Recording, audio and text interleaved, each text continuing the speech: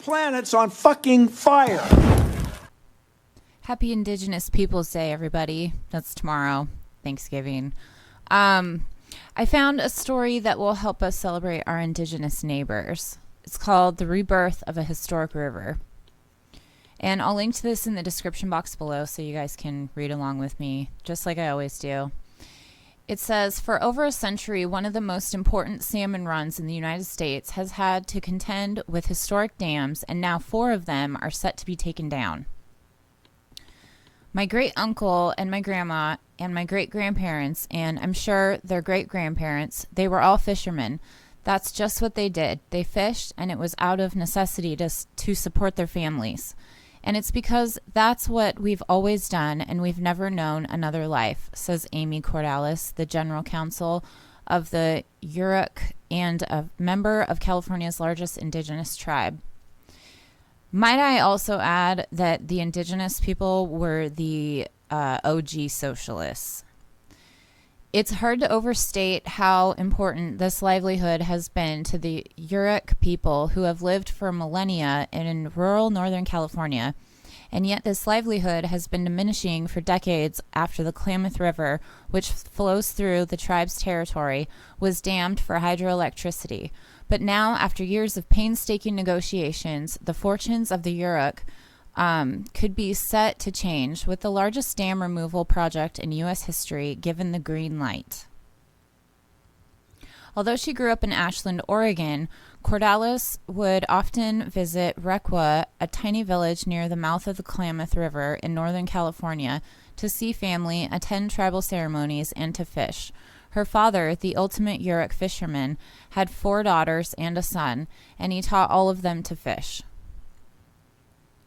It's like the crumbling of the way we used to live. It's the crumbling of how we interact with the natural environment because there's no fish, Amy Cordalis. When I was growing up, there were still decent salmon runs, she recalls. On good nights, you could catch 100, 200 fish. We loved it. That's when you felt like you were like being your best Yurok self. You were doing what the Creator made you for. Sorry, I'm stumbling. You were going to be able to fill up your smokehouse and your freezer, and not only just yours, but your grandma's, your aunties, your cousins, all of the people you cared about. You could give them fish so that they had food. There's a photo of Amy Cordalis as a fisherwoman. It says the money from selling the fish they didn't need would provide money for the children's school clothes, a fridge, or a second-hand car, Cordalis says. In short, fishing was a valuable income on a reservation where the median income is only $11,000 a year. So not only did we perform genocide on the indigenous people here, we let them starve, and we take over every resource that they've ever had. So it goes on to say, today the fishing experience is very different, she says. Drawing upon all the techniques and skills passed down over generations is of little use, because when she goes down to the river with her own 3 boys, there are no fish to be caught. Not only is this terrible on our indigenous people, this is terrible on climate change. Says it's like the crumbling of the way that we live. It's the crumbling of the way that we teach our kids, says Cordalis. It's the crumbling of how we interact with the natural environment because there's no fish. Research bears this out. The Klamath River, once home to the 3rd largest salmon runs, the migration of adult salmon upstream to spawn in the continental U.S., now has runs at a fraction of their original numbers. 1 of 5 Pacific salmon species in the spring run Chinook Salmon, which historically numbered in the hundreds of thousands, has almost entirely been wiped out. The run consisted of fewer than 700 fish last year. So it historically numbered in the hundreds of thousands, and last year there were only 700 fish. Another species, the Coho Salmon, which grows typically to between 60 centimeters and 76 centimeters, or 24 to 30 inches, can weigh over 11 pounds in adulthood. has been designated threatened under the U.S.'s Endangered Species Act. The dams built on the Klamath River have been identified as one cause of the drop in salmon numbers. 8 dams were built on the river between the early 1900s and 1962 to produce hydroelectric power. The presence of dams has been linked to marked changes in salmon populations on the Klamath and elsewhere. And the Klamath isn't just in California, it also runs through Klamath, Oregon as well. Anytime you put a dam on a river, it always has profound effects. It chops the river into 2 pieces, explains the Yurok tribe's senior fisheries biologist, Michael Belchick, a tribal member who has decades of experience in fish restoration. Rivers carry a lot more than just water. The water goes downriver, fish move upriver. But not only that, there's nutrients, sediment, and other organisms. Without flowing sediment, the river below the dams then becomes starved of it, leaving only larger rocks in the river bottom. These rocks are ideal for bristleworms, also known as polychaete worms, to cling on to. Normally, the mobile bed of the river prevents colonies of these filter-feeding worms from taking over every square inch of the bottom of the river, says Belchick. But now, these worms have taken over everything. Although not harmful in and of themselves, the worms are the secondary host for sea shasta, a parasite to which juvenile Chinook salmon have proven particularly vulnerable. So you see how it's like, I can't think of the word. It's like one event leads to like domino effect. That's what I was trying to think of. It's a domino effect. You start fucking with one thing in nature and all these other things start happening. Then it goes on to say, these are all ingredients necessary to put together a runaway, out-of-control disease problem that is now wiping out of 80 to 90% of our fish, says Belchick. Anytime you have fish that limited genetic diversity and limited geographic area, you invite catastrophe to take out your fish, whether it's fish, disease, or a flood. The reservoirs behind the dam are also responsible for a significant buildup of toxic algae, which thrives in warm, nutrient-rich, stagnant water. In sufficient quantities, it becomes harmful to human health. In the autumn, water containing toxic algae is released and sent downstream towards the Klamath's mouth, where the Yukon Reservoir is. We have just received our almost yearly announcement that the toxic levels are microcystin in the river, and blue-green algae are now at unhealthy levels, says Frankie Myers, vice chairman of the Yurok tribe.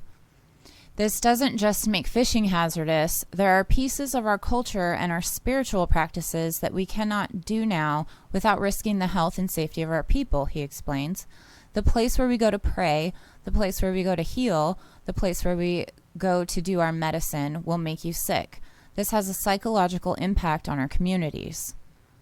Towards renewal. The solution that Yurok and the coalition of other tribes and environmental organizations have long advocated for is the removal of the lower 4 of the 8 dams on the Klamath. After painstaking negotiations, this led to the signing of an agreement between Pacific Corp, which operates these dams, and 40 other signatories, including tribes and state governments, in 2010. The simultaneous removal of the 4 dams with a combined height of 411 feet makes it the largest dam removal project in America's history, according to the Klamath River Renewal Corporation, the nonprofit tasked with overseeing the dam removals. It is also set to be the most expensive at a cost of almost $450 million. So what a way to put our money to good work, right? The result will be 400 stream miles of restored habitat for salmon and other migratory species like steelhead trout and Pacific lamprey. Opening up previously inaccessible spawning grounds will allow for greater genetic diversity and less crowding, says Belchick, which reduces the risk of disease transmission. I've spent my career helping design fish restoration projects of varying types, says Belchik. In terms of impact, restoration of passage projects are always the most successful and most immediate. By reconnecting springs and cold water tributaries to the main Klamath River, Belchik said the water temperatures of the river as a whole would drop. This not only improves water quality, lower temperatures reduce the risk of algae blooms, which in turn increases dissolved oxygen and improves pH levels. It would also benefit the salmon, whose spawning and migratory behavior benefit from cooler water, and who are more vulnerable to disease when it's warmer. The return of cooler water, fed by snowmelt, will help make the fish more resilient in the face of climate change, and the return of naturally flowing sediment and a newly mobile riverbed would drastically reduce the habitat of the polychaete worms, which release the salmon-killing sea shasta. So this is what's really cool about when you take out the man-made things. You can just let Mother Nature do its thing. It'll fix itself. We're the cancer on the earth. With over 1,700 dams removed in the U.S., including 90 last year, according to American Rivers Database, there is a growing list of examples illustrating the benefits of ecosystems, especially for imperiled fish populations. The removal of 2 smaller dams and fish passage improvements on the, I can't say this word, Penobscot River in Maine, which were completed in 2016, have restored 2,000 miles of habitat for Atlantic salmon and other species, compensating for lost power by improving output for other dams. The project led to a rebound in numbers returning to spawn. This year, 1,426 salmon returned, compared to only 248 in 2014. Other migratory fish have benefited too. Alewife and blueback herring returns have surged to 1.9 million compared to just 2,000 in 2011. In the Olympic National Park in Washington State, removals of 2 large dams on the Elwha, I can't read these names, I'm so sorry, River were completed in 2014, restoring 75% of previously inaccessible spawning habitat. Just over 1,600 Chinook salmon reds spawning nests were spotted upriver of where the second dam used to be in 2018, encouraging signs that the Chinook are recolonizing this habitat. In the same area, Coho Salmon smolts, young fish, have increased from 9,000 in 2014 to 17,000 in 2017, but is perhaps the steelhead running in summer whose revival has been the most dramatic. Just imagine what we could do with the Green New Deal. Prior to dam removal, snorkel surveys of the Iowa Elwha never revealed more than 1 or 2 summer steelhead. Let's see here. It says Sonar Research estimated the 2018 summer run population to be at least 300 fish. Like the Phoenix, summer runs have arisen from the ashes. World precedent. To remove dams as large as those on the Klamath River will be a complex operation. In the Klamath River, renewal corporations plan for the removals. It will start with drawing down the water levels behind each dam wall. Demolition comes next, largely through drilling and blasting, with trucks removing the rubble. The newly exposed reservoir bed is then covered in mulch and indigenous seeds. Not only does this help restore this habitat to its natural state, but will be critical to reduce the amount of sediment washed down to the sea. In experiments conducted by Ellen Mussman and others ahead of that dam removals project, plans reduced erosion by 33%, while mulch reduced it by 99%. Together, these could be a highly effective means to stop erosion, the researchers conclude. There's multiple benefits. This is so awesome. You just have to look for the good news. There are good things happening, even though mainstream media would like you to think that there's just riots in the streets and, by Biden just got elected, so Trump's bye-bye, right? It's not, there's good things happening to those who actually go out and be activists. It says, and let's see here, where was I? And while it might seem counterintuitive that a power company would be in favor of dam removals, it actually makes good business sense for PacifiCorp. This is because to renew the operating license for these dams, its ratepayers would have to foot an approximately $400 million bill for upgrades to ensure compliance with legislation, including the installation of costly fish ladders at each dam that would enable migration. So you hit them where in the fucking pocketbook or the wallet, you know, that's where they hear you. That's why strikes are so important. Removing the dams is a cheaper option. Under the Klamath Hydroelectric Settlement Agreement, customers will only have to pay $200 million, with an additional $250 million coming from the state of California. The removals have been endorsed by the Public Utility Commissions of both Oregon and California as being in the interests of ratepayers. Bob Gravely, regional business manager of Pacific Power, the Pacific Core subsidiary which runs the dams, says that the dam removals became a better outcome for customers. Overall, little will be lost in terms of renewable energy generation. The dams represent less than 8% of Pacific Corp's 2208 milliwatts, I believe is what it is, current renewable generation capacity. And as the July 2020, a further 1,190 milliwatts of renewable capacity was under construction. The utility anticipates an additional 3,700 of renewable coming on stream by the end of 2023. I think one of the coolest parts about this whole project is we're setting a precedent for the whole world to follow, says Cordalis. I think the approach of working together with the company, with states, with tribes, with environmentalists, to reach an agreement that allows these dams to be removed for the tribes and for American citizens to benefit from the restoration of this river in a way to cost less money than it would be to relicense the dams. That's really a model of how you might approach sustainable river restoration across the world. The dam removals were slated for 2022, though with negotiations still ongoing between the company, the tribes, and other stakeholders. That date is still unconfirmed, but Cordalis said she still remains hopeful. We're getting very close, she says. I think we all understand that there is an indigenous tribe and a culture at stake, says Myers. I think it has held fast in these negotiations. And these dam removal efforts are as much to remove the dam for the ecology and benefit of salmon restoration as they are to the wrongs that took place in this country for the last 150, 200 years against Native Americans. For the Yurok, Myers says the dams are seen as monuments to colonialism and compares them to statues of Confederate generals.